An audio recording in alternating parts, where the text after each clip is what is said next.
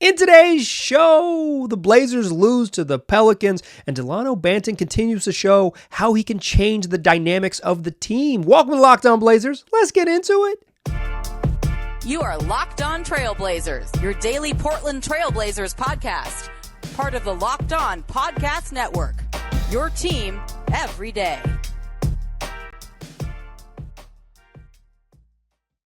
What's up, world? Your past first point guard and Trailblazers reporter, Mike Richmond.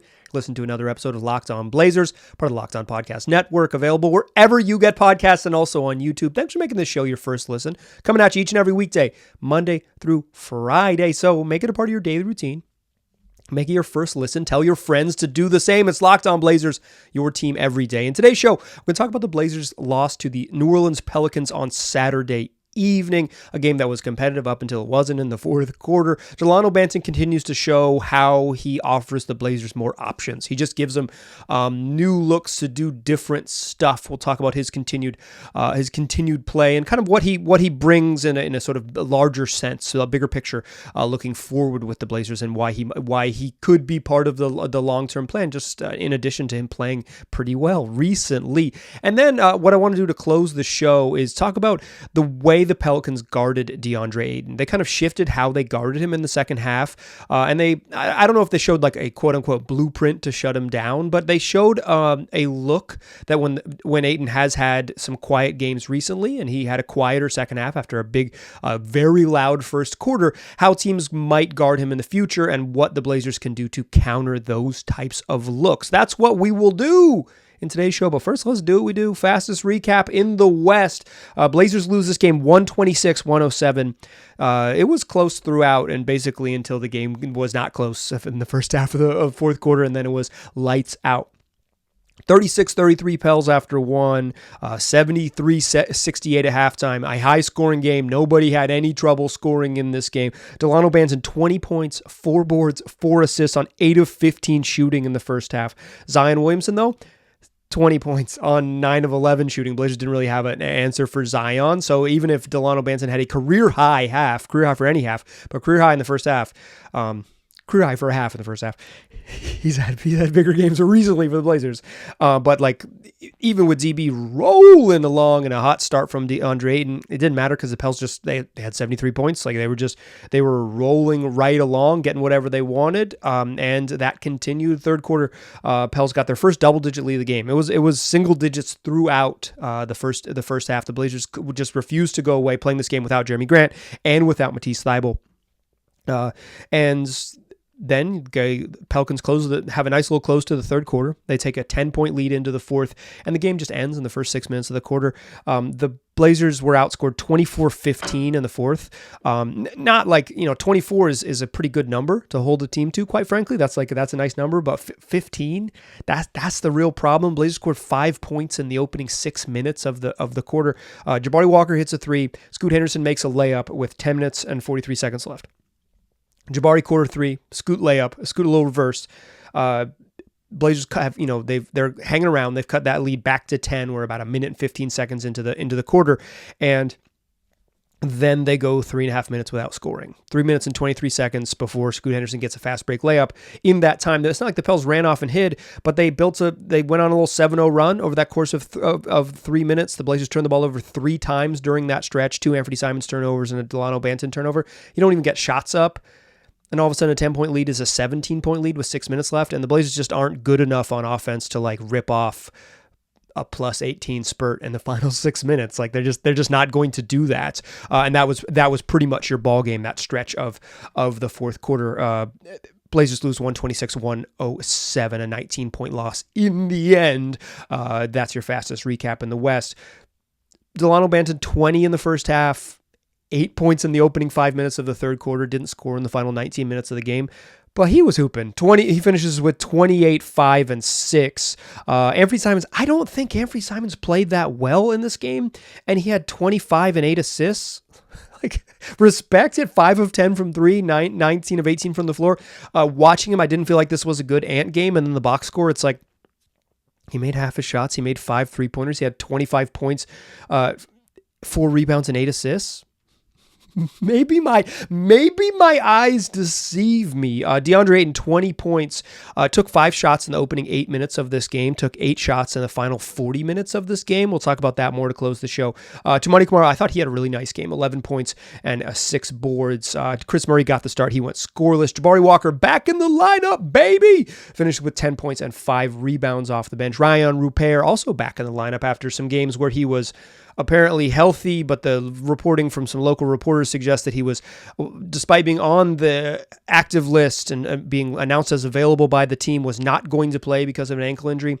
Wow, I can't believe the Blazers would be incredibly obtuse and bizarre with injuries under Joe Cronin. I've just could never experience that. That is a shock to me. Scoot Henderson came off the bench, finished with 11 points, 2 boards, 2 assists, 2 steals.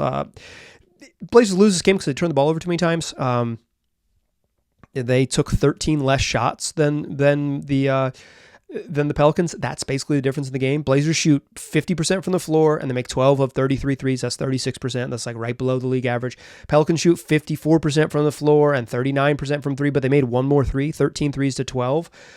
Free throws, Blazers hit of 11 of 12, Pelicans 9 of 10. Like the shooting numbers are pretty similar across the board. Like Pels shot a little better from 2 and a little better from 3, but like really similar across the board. The difference is the Pelicans took 97 shots and the Blazers took 84. And if you add in your free throw attempts, the Blazers had 96 shooting possessions compared to 107 shooting possessions. 11 fewer shooting possessions. The Blazers turned the ball over 20 times.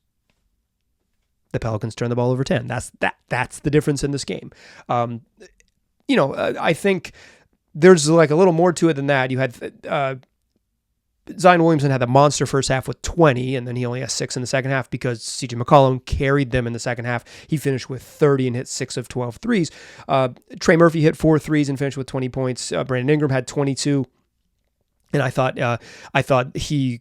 he didn't shoot that well, but I thought the Blazers had to give him enough defensive attention that it made it easier for folks. I thought Najee Marshall came in. He finished with 11 and had some good minutes, had a really nice spin move in the bucket. And Jose Alvarado came in and annoyed people and does what he does. He comes in and plays like a pest, and he was effective. Finished with 7 points.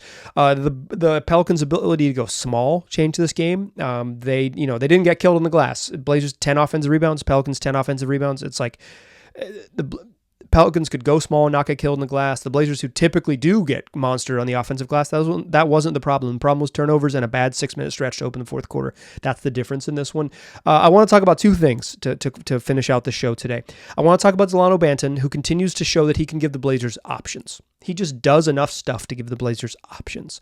Let's talk about him, and then I want to talk about Deandre Ayton to close the show. Before we get there, though, I want to tell you that today's episode is brought to you by the good folks over at LinkedIn. Look, if you're running a small business and you know that you want to find quality professionals that are right for you and they're right for the job that you have, that's why you got to check out LinkedIn Jobs. LinkedIn Jobs has the tools to help you find the right professionals for your team faster and for free. LinkedIn isn't just another job board. It's freaking LinkedIn. It has a vast network of more than 1 billion professionals, which makes it the best place to hire. It gives you access to the professionals you can't find anywhere else because everyone's already there. That's not in the ad copy, but the thing about LinkedIn is it's the professional network we already use. So using the tools that we already use to hire the folks is just the smart way to do it. Hiring is easy when you have that many quality candidates. So easy, in fact, that 86% of small businesses get a qualified candidate within 24 hours. 86% in 24 hours. LinkedIn knows that small businesses are wearing so many hats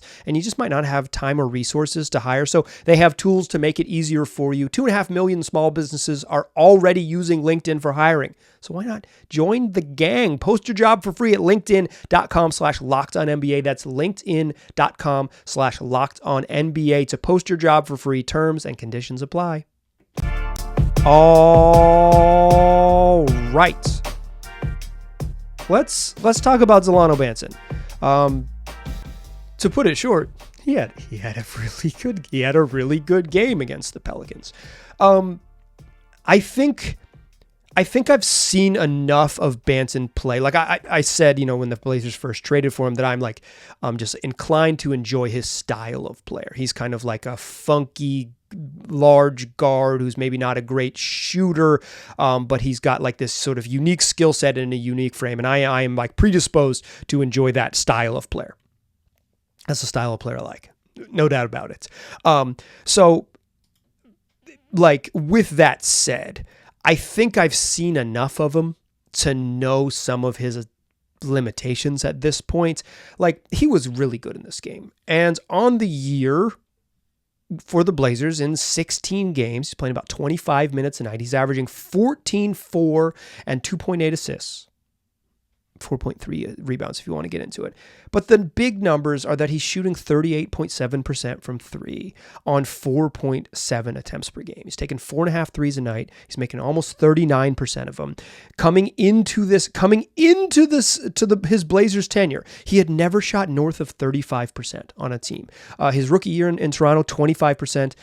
His second season in Toronto, 29%, south of 30% from three. In a very limited run across 24 games with Boston, 12.5% from three. Like, didn't shoot well in college, didn't shoot well in the previous stops in the league, didn't shoot well in some limited G League runs, but like with the Blazers, he has shot well. And I don't know if that's real, right? His next made three-pointer, he will have more made threes in a Blazers uniform than his first three stops combined, his 2 years in Toronto and his partial season with the Boston Celtics. In Toronto, 13 of 51 for three his rookie year, 15 of 51 for three his second season. And in Boston, in just 24 appearances, he was 2 of 16 from three. That's 30 total made threes across 2.5 seasons. With the Blazers in 16 games, he's made 29 threes. He'll match his career output from three heading into, when he makes his next three-pointer. He's had, of late, he's had games where he made, 4 threes against Houston, 5 threes against Toronto. He made 4 threes last night. The shooting is going to be the skill that like allows him to be a really dynamic player. I don't know if it's real. Like, I really don't. I don't know if it's real. I think watching Matisse Thybulle, who was like a non-shooter, like a kind of a below-average career shooter, come here and in the Blazers uniform and spend half the season shooting well, and spend about next half the season shooting well, and then kind of like come back down really hard to his league averages. I kind of believe the nerds that you need to. It's about 700 threes for the 750 3-point attempts for things to stabilize. So I don't know. Like, I don't know if you can just say, oh yeah, Dalano Banton is good shooter now. But I'll tell you this factually, he's shooting well in a Blazers uniform, and if he is a good shooter, it really changes things. I mentioned in a previous episode that I don't know that Dalano Banton has outright earned a spot on next year's roster, like guaranteed. The Blazers have 14 guaranteed contracts. If his contract is partially guaranteed, he would be the 15th guy. That's a full roster, right? Like, if I don't think they can just straight up run it back. They've got 2 first-round picks, 2 second-round picks. Like, parts are going to move around this summer. By virtue of not doing anything at the trade deadline, they've made it so they absolutely have to do something in the summertime to get cheaper and just like change the way the roster looks. You cannot run it back with the same group. You can do whatever you want. They should not run it back with the same group.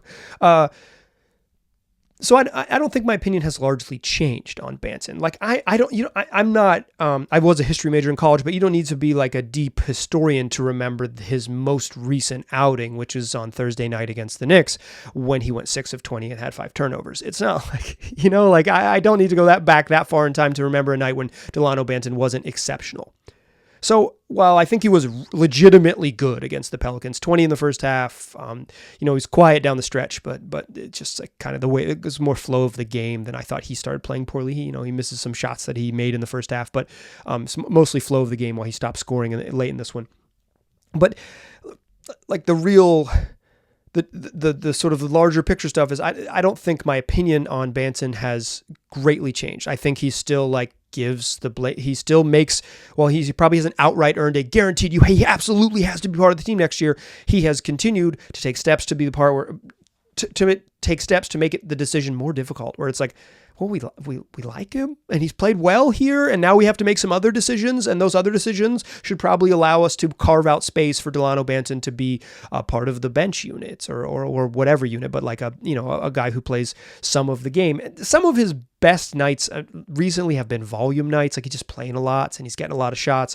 Like the night he scored 30, he took 27 shots. Like that's like, there is a real skill, and the Blazers are missing that skill of just like being able to get shots, like the shot creation skill. And he certainly has that. And I think that's valuable to this specific team right now. But like, the like, oh, this is Dalano Banton, I think that kind of misses the larger decision-making. Here's the larger decision-making.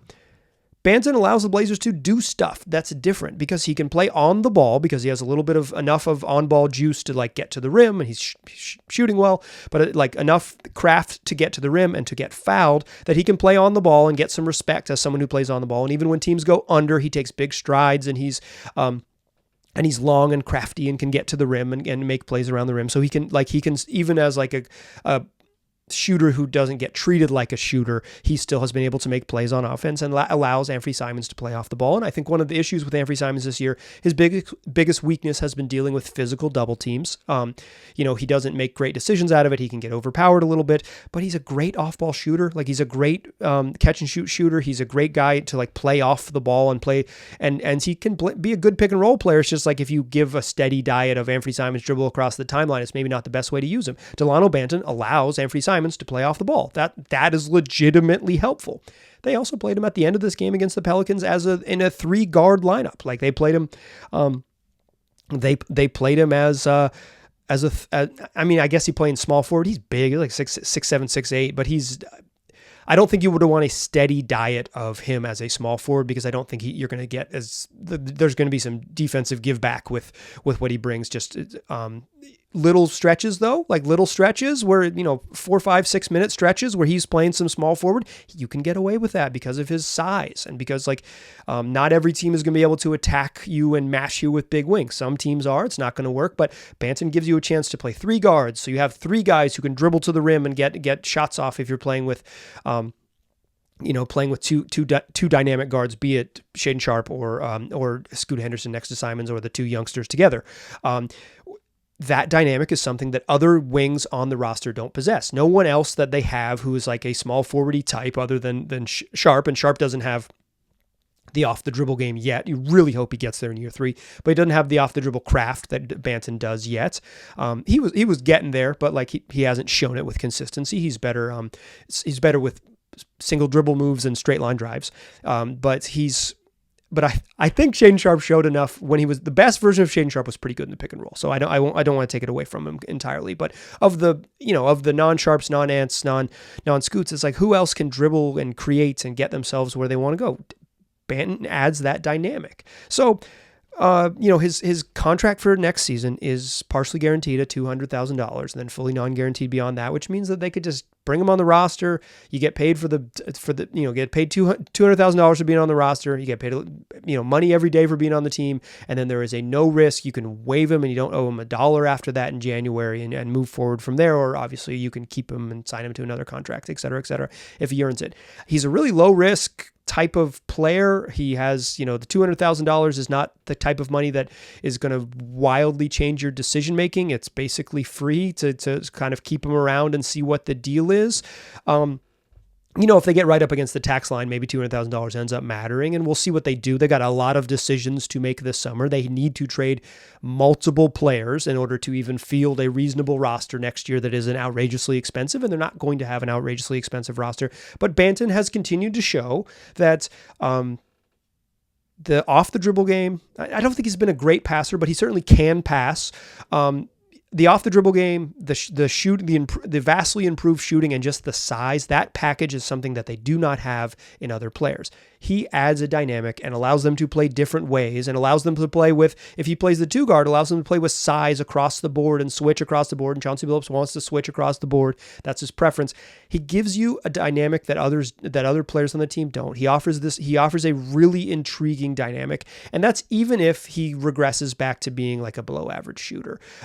If he's shooting 25% like he did earlier in his career, that might be a challenge, but more, generally speaking, like if he shoots decent and he does the other things that he does well, he offers a dynamic that they need. And it would be absolutely intriguing to them for kind of what he brings to the table, particularly considering what his teammates bring to the table. He does something that they don't. Okay, the Pelicans changed how they guarded Deandre Ayton in the second half of this game, and it really took DA and the Blazers out of sort of their bread and butter with their center, who had been on a roll as of late. Let's talk about what they did and what that means sort of going forward for the Blazers, because I think it was a defensive look that other teams will employ at some point, and how the Blazers respond to it will be telling. Moving forward, it'll be a key to DeAndre Ayton's continued growth and effectiveness. That's what we'll do to close the show. First, let me tell you about Stitch Fix. You know that instant confidence boost you get with an outfit that makes you look really good? That's what you can get with Stitch Fix. Easily upgrade your wardrobe this year with a professional stylist that helps you find new on-trend favorites that will work for you. Here's how it works. You give your stylist your size, style, budget preferences, then you just order boxes when you want them, how you want them, no subscription required. And they're going to send 5 just for you pieces plus outfit recommendations and pro styling advice. You keep what works and you send back the rest. They're going to learn your style. They're going to learn what you like to wear and offer you some new things. So they're going to start sending you, the more you use Stitch Fix, the more you're going to get stuff you like. And the chances that you get stuff you don't like, super simple. You send it back. It comes in a box. That box has a bag in it. You put the stuff in the bag. You send it back to them. And shipping, returns, and exchanges are always free, easy, and they don't cost you anything. So why not check it out? Style that makes you feel as good as you look. Get started today at stitchfix.com/lockedon. That's stitchfix.com/lockedon. stitchfix.com/lockedon. Still a pass first point guard. I'm still Mike Richmond, and you are still listening to Locked On Blazers. Deandre Ayton took 5 shots in the opening 8 minutes of this game. He was cooking. He was rolling, and he has been rolling, and it was going to be another one of those games where he just pours it in from 15 to 17 feet, gets a couple putback buckets, and all of a sudden it's on, and he's got 30 and 15, and it's like, wow, DA only takes jumpers, but he makes 60% of them, and he lit up another team because they couldn't do anything about it. And early in this game, the Pelicans could not do anything about it. Then they changed how they were guarding him at halftime. They made a couple different tweaks. One, they changed his primary assignment. In the first half, they had Jonas Valanciunas on him. In the second half, even with Valanciunas on the floor, they put JV on Toumani Camara, and they moved Zion Williamson over on to DA.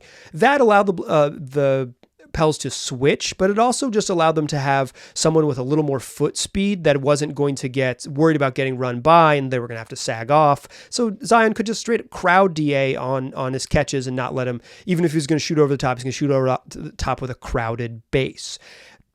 DA took 13 shots in this game. That's the problem. He doesn't really take threes. He did take one in this game again. Toumani Camara as the roller, DA in the corner. They're starting to figure it out 60 games into the year. But he doesn't take threes and he doesn't take free throws. He takes jumpers, and he doesn't really drive to the rim on his own, and he doesn't really pass. He's not he's definitely improved as a passer for sure a lot this year, but DA does his damage by catching the ball in his spots, jab step, jump shot, or roll to the rim, finish, or putbacks. He's not going to drive from the 3-point line to the rim. He's not, he doesn't really mash post-ups that way. He does what he does, and he's been pretty darn effective at it. But because he has a very specific way of getting to what he wants to do, he relies on his teammates to get him what he wants to do. That's just the nature of it. I mean, plenty of bigs in the league, need an entry pass. It's just DA needs an entry pass, at 15 feet with a little bit of space. He has a unique skill set. And he was cooking early, and he hit a jumper, and he had a putback. He had a jumper from the left wing. He had a jumper from the just, top of the key, just inside the 3-point line. Like, he was getting what he wanted. He had a pick and roll jump shot where Brandon Ingram was a little bit late. He hit it right over the top of Brandon Ingram. Sorry. So the Pels switched up. They took the big slow center off and put a smaller, quicker defender on him. And then when they went smaller with Jeremiah Robinson Earl, JRE off the bench, they continued to switch stuff. They were showing 2 on the ball to Anthony Simons. So when they ran a pick and roll, the Blazers' bread and butter is an Anthony Simons, Deandre Ayton pick and roll. When they ran a pick and roll, they would still show 2 on the ball. Maybe not a full-on trap, but a hard hedge to keep Anthony Simons from getting downhill, and then make him get the ball out of his hands and get to Deandre Ayton in that shooting pocket, and then the pocket between that double team and the player behind him. So if they were guarding a pick and roll with Anthony Simons and Deandre Ayton, they were having 3 defenders guard the 2 players in the pick and roll. In the second half, they were way up higher on the catch. They were just so much faster to DA's airspace on the catch. And for the most part, DA made the right reads. He caught the ball and he swung it to a shooter. In the third quarter, Deandre Ayton took 3 shots. He took the aforementioned corner 3-pointer. He had a putback bucket, and then he had a little putback when he grabbed a rebound and made a jump shot. 2 putbacks, 2 offensive rebound shot attempts, and a 3. He did not take a single one of his mid-range attempts in the third quarter. He did not get to his bread and butter because the Pelicans would not let him. That's going to be key moving forward. When DA lit up the T-Wolves, best defensive team in the league. He lit them up, shot like 90% from the floor, missed 1 shot, 11 of 12, I think. The next night, they played 2 games. The second time they faced him, the Wolves treated DA the same way. They still sent 2 to the ball, but the weak side guy, the third man who usually rotates over, came all the way up on the catch and said, we're going to make you pass. We're not going to give you a free run to the rim. We're not going to give you a jump shot. We're going to get right up in your airspace. If you're going to shoot it, you're going to shoot it over length. And what we want you to do is pass it, because the Blazers don't have a bunch of shooters. I think this is the way that good teams will guard Deandre Ayton moving forward because of what he does. He rolls to 15 feet. He wants to shoot, and everybody knows it. And the Blazers don't have shooters. But what I thought watching this game is 2 things. One, DA still had 20 and 8 despite this, because he got going early. And 2, what if they just what his skill set kind of shows you? You don't need to squint too much, but you can squint a little bit. You're going to have to squint a little bit on this one. Is like a pick and roll duo, and particularly when he runs it with Ant, because they don't treat everyone else the same, but a pick and roll duo that demands you guard 2 guys with 3 guys opens up the court. It opens up the court. And if DA, and I think he's improved a ton as a passer this year. I don't think he's not like a high level passer at this point by any means. And that's one of the reasons they can't throw post ups to him. He's not very good. He's not like a dominant post up guy. He wants to shoot facing the basket. If he was a really dominant post-up guy who could mash switches and pass out of the post, he'd be a different player. He's not that, but his decision-making on the short roll stuff has improved a ton this year. It's improved a ton. He's just better at it. He's better at making the reads quicker. He's knows where his guys are going to be. He went from being pretty darn bad at it with really slow decision-making to he's gotten significantly better. It's just when you're kicking to Tamani Kamara and you're kicking to Chris Murray and you're kicking to Ryan Rupert and you're kicking to Jabari Walker, these are below average 3-point shooters. Have a pick and roll combo that demands a third defender get into the action because DA is such a good 15-foot shooter, and have shooters on the wing. That's an offense. That is a go-to half-court offense that the Blazers currently don't have. Even if they're non-shooters, how about just a guy you can swing it to and can attack a closeout? Right now, the Blazers don't even have a bunch of dudes that can do that. Tamani Kamara showed a little bit of it. I thought he was good in this game. Attacking, but he's not like this dynamic driver slasher. Even another an okay shooter who could slash, play off the catch when DA gets that third defender involved, catch it, drive the closeout and get to the rim, drive the closeout and draw more defense. Then you swing, kick, swing, all the good stuff of modern NBA offense. I felt while the Pelicans limited Deandre Ayton to just 8 shots in the final 40 minutes of this game, and they kind of took him out, and the Blazers offense disappeared in the fourth quarter, and he was on the court for that stretch. I came away thinking you know what? They're not going to do it this year, but that's the shades of something they can build on into the future. 2 more things as we close the show here. I thought Tamani Kamara was really good in this game. He was the best option to guard Zion Williamson.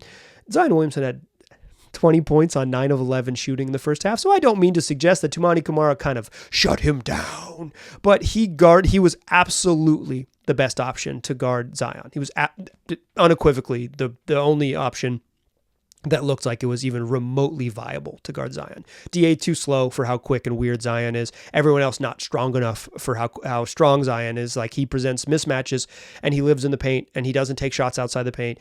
So like, he does what he does. And I thought Toumani, his physicality helped there, but because they needed his physicality on Zion, they didn't have anyone to guard Ant. To guard Ant Senior, CJ McCollum. So like, they didn't, you miss that. Like, it's like, and CJ cooks and dribbles and gets to his spots and beats people off of pick and roll switches and all that. And like, if you can't put your best defender on a shifty ball handler, and that's where Toumani usually guards folks, you got to put him on the big guy, then it cascades forward, and they just couldn't. Pels are top 10 in offense, top 10 in defense. They're a good team. They might sneak into 4th place in the Western Conference when this whole thing is done. Like, they're good. And the Blazers were with them for 3 quarters, and Toumani was certainly part of that.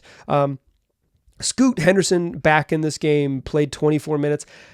He's had some stinkers lately. He finished with 11, 2, and 2. Did turn the ball over 3 times, but like, Anthony Simons turned the ball over 5 times. Dalano Banton turned the ball over 5 times. So I would assume that the Blazers are, my generous read on this is that the Blazers are being cautious with Scoot's minutes, and that even though Chauncey Billups said at one point he's going to start for the remainder of the season, what Chauncey Billups means is like, I thought he was going to start, but who knows? And then just like things change and yada, yada, yada. And I think the Blazers are being conservative with Scoot's minutes because they want him to play. They want him to play. They want him to be healthy. And recently, his last 2 games, he's been bad. And I'm not demanding that he play 35 minutes when he's really bad. But it is a little odd to me that Dalano Banton plays 42 minutes in this game and Scoot plays 24. And maybe Scoot's like, maybe they really want to keep him right around half the game, right? Like, maybe this is an unknown to me.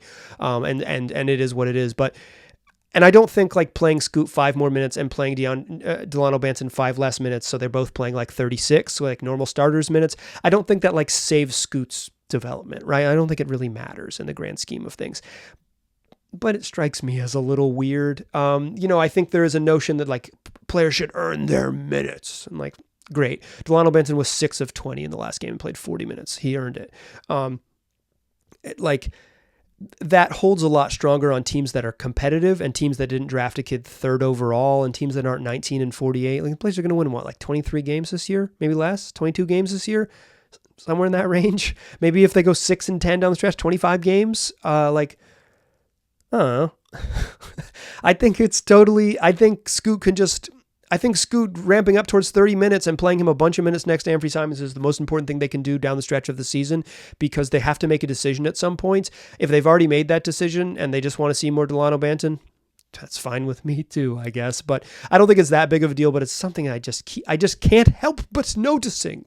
That is going to do it for today's show. You are listening to Monday, March 18th show. And on Monday evening, the Blazers wrap up a quick 2-game trip in Chicago. So Tuesday's show, we will recap that one. Blazers close this week with a couple games against the Clippers.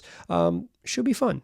Join me in the program 5 days a week, wherever you get podcasts, and also on YouTube. Tell your friends about the show. I appreciate you listening. I'll talk to you soon.